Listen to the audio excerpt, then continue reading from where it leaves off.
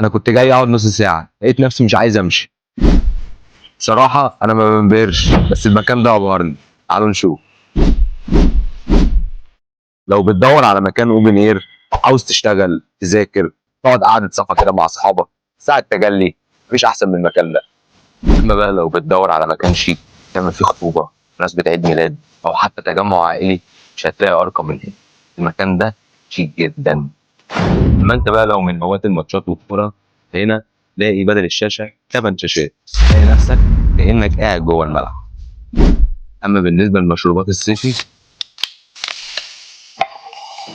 مم. لو جعان بقى وعاوز اكله تلكم، ففي هنا جميع انواع السندوتشات والمشويات وجميع انواع الباستا. مش هتحتاج تروح لاي مطعم ولا البيتزا. حكايه يعني. حرفيا المكان ده مميز جدا، وكل ركن تقعد فيه مناسب لكل حاجه عندك. عاوز تقعد مع مراتك، عاوز تعمل ميتنج في الشغل، تقعد مع اصحابك، مكان مهيأ لكل حاجه. بالنسبه للحر بقى ما تقلقش، المكان كله مكيف، كمان في واي فاي. احنا هنا فين بقى؟